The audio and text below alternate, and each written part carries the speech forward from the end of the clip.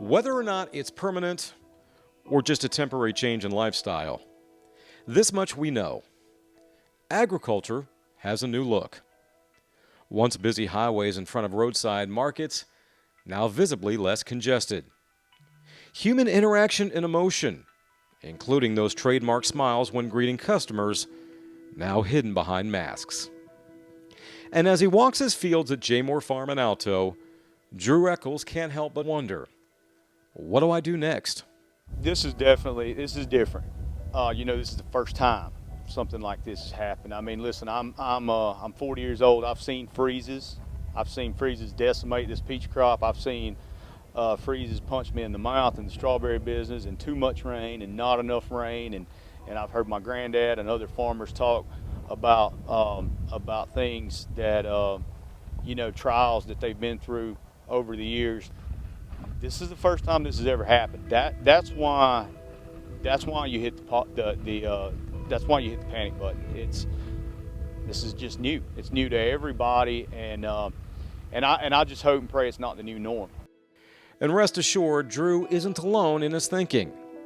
Whether it's a bigger operation like J. Moore or something as simple as a roadside produce stand, business owners, like the larger supermarkets, want to provide a service. But exceptions and sacrifices have to be made. What we've done a few weeks ago, we actually shut down our pie kitchen, took all the tables and chairs out of that into the store. So no pies, no ice cream, unfortunately.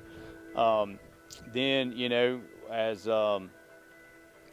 this virus progressed and things started to worsen, the employees are in gloves, the employees are in masks, wiping down, just constant wiping down of door handles, of shopping carts, of those type things. I want the public, I want them to feel safe at J. Moore right now, just like they do when there's no virus. So, we're trying. We're doing the best we can, doing the best we know how to do.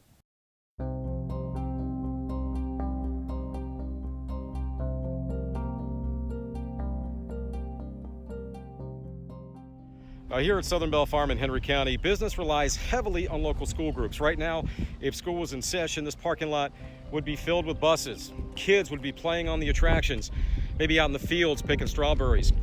But COVID-19 changed all that, and that had Southern Bell owner Jake Carter extremely nervous. But then came a glimmer of hope in the form of a first responder, and not just any first responder. At a small family gathering, I began having a conversation with my sister, who's one of the strongest and most hardest working individuals, both mentally and physically. She's a nurse, and I could just see the emotion in her face as tears rolled down her face, that she was anxious about having to go into work the next day, knowing that she would be right there on the front line.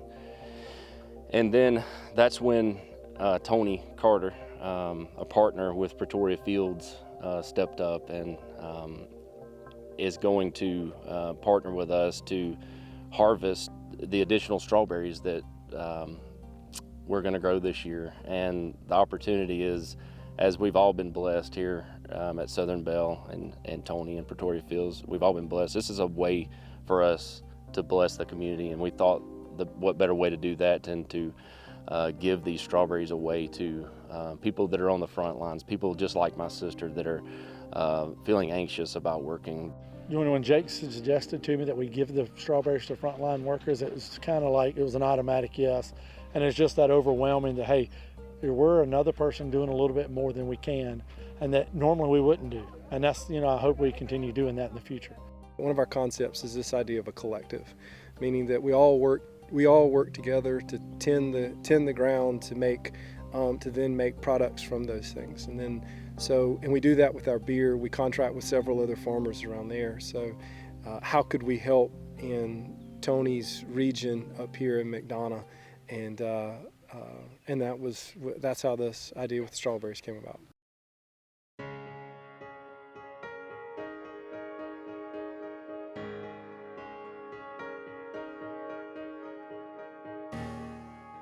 And let us not forget that strawberries are the first fruits of spring. Perhaps, as Jake put it, a means to once again provide some sort of normalcy, the taste and feel of what spring should be. Just grateful, because those are the real heroes, the people on the front line. You know, those, in my opinion, people like my sister, who is my hero. Those are the people that we want to give back to. Me, along with all the other farmers in the state of Georgia, we would love to press pause on this spring, on this growing season. Unfortunately, that's not possible. The grass is going to keep on growing. Strawberries are going to continue to get ripe. Peaches are going to keep growing. So all of those things that have to be done in order to bring those crops in, they have to keep going until showtime. So the show must go on. For the Farm Monitor, I'm Ray DeLesio.